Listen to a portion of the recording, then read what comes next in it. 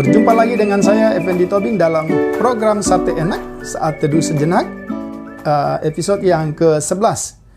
Bersyukur saudara karena hari ini kita bisa memasuki episode 11. Kiranya firman Tuhan yang sudah kita dengar bisa menjadi berkat bagi kita semua. Hari ini kita akan membaca satu bagian firman Tuhan dari Kejadian pasal yang ke-26 ayat yang ke-7.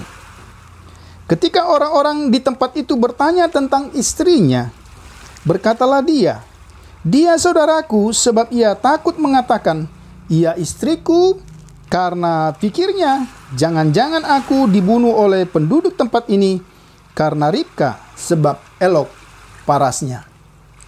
Saudara, tema kita ialah like father, like son.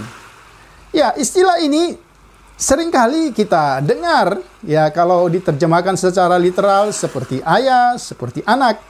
Tetapi sesungguhnya dia ingin mengatakan bahwa apa yang dilakukan oleh anak, seperti itulah juga yang dilakukan oleh orang tuanya. Atau mungkin lebih sederhana, kelakuan seorang anak mirip dengan kelakuan seorang ayah.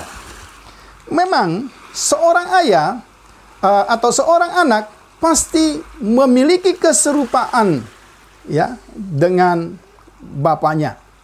Karena saudara, kalau kita melihat dari sisi genetik, maka secara fisik seorang anak pasti memiliki kemiripan dengan orang tuanya. Nah, pembacaan kita hari ini ternyata kemiripan anak terhadap kepada orang tuanya juga terjadi pada kemiripan pada tingkah laku. Kalau kita melihat pembacaan kita tadi, apa yang dilakukan oleh Ishak? Dia berbohong kepada Raja Filistin pada saat dia menjadi seorang pendatang di negeri Filistin pada waktu itu. Dia berkata bahwa sesungguhnya Ribka bukanlah istrinya, tetapi saudaranya, dengan alasan karena ia takut. Tahukah saudara, ternyata kelakuan Ishak ini adalah juga perbuatan yang pernah dilakukan ayahnya. Bahkan Alkitab mencatat ada 2 kali Abraham melakukan tindakan yang sama seperti yang dilakukan oleh sang anak. Misalnya kalau kita baca di dalam Kejadian 12 ayat 37. Ketika ia pergi ke Mesir karena kelaparan, maka di sana pun Abraham berbohong tentang istrinya Sarah kepada Raja Firaun, Raja Mesir pada waktu itu. Kemudian juga terjadi pada Kejadian 20 ayat 2. Ketika Abraham berada di Mesir pada waktu itu, berada di Gerar pada waktu itu, dia juga berbohong tentang Sarah istrinya dengan alasan yang sama karena takut. Nah, di sini kita lihat ada kemiripan, ada perbuatan yang sama, ada tingkah laku yang sama yang dilakukan oleh anak. Ternyata seperti itu jugalah yang dilakukan oleh orang tuanya. Pertanyaannya, like father, like son, dalam aspek yang negatif, seharusnya itu tidak terjadi. Apakah seorang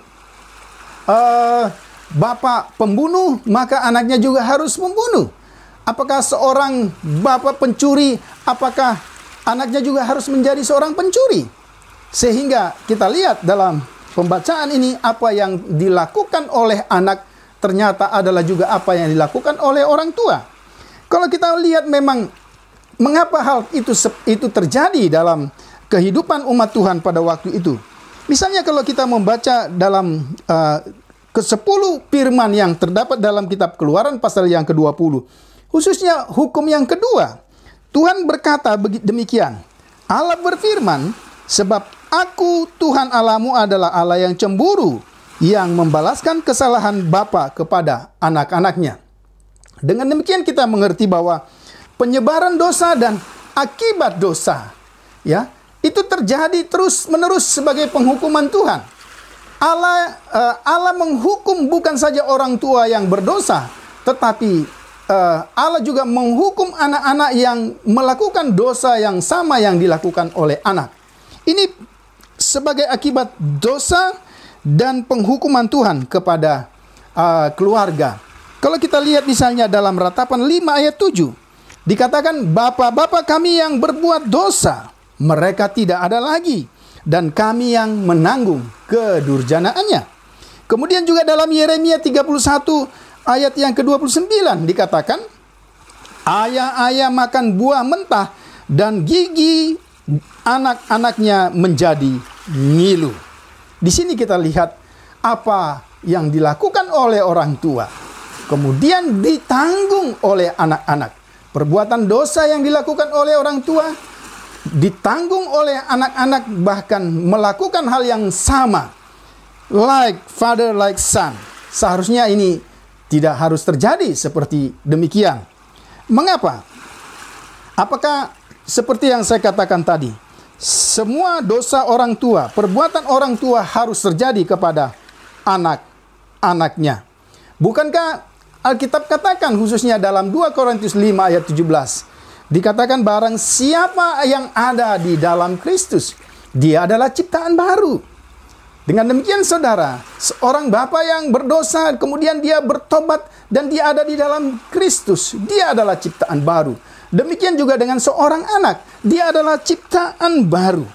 Artinya ada pertobatan, ada perubahan yang terjadi, sehingga dosa orang tua tidak lagi harus terjadi pada diri seorang anak. Bukankah Kristus telah mati untuk menanggung dosa kita, dan Kristus telah menebus kita dari kutuk hukum Taurat dengan jalan menjadi kutuk karena kita. Dengan demikian saudara, maka jelas like father, like son seharusnya tidak terjadi secara negatif. Tetapi kalau like father, like son, orang tua yang beriman, seharusnya juga anak-anak tentulah beriman. Karena itu saudara, inilah bagian firman Tuhan yang bisa kita lihat. Karena itu setiap pribadi memiliki tanggung jawab di hadapan Tuhan. Dalam Galatia 6 ayat 1 katakan, anak-anak, taatilah orang tuamu di dalam Tuhan, karena haruslah demikian. Kemudian dalam Galatia 6 ayat 4, bapak-bapak janganlah bangkitkan amarah di dalam hati anak-anaknya. Demikianlah saudara, pembacaan dan renungan firman Tuhan untuk kita hari ini. Kiranya Tuhan Yesus memberkati. Jangan lupa untuk saudara like, comment, share, and subscribe video ini supaya tetap on dan menjadi berkat bagi banyak orang. Salam.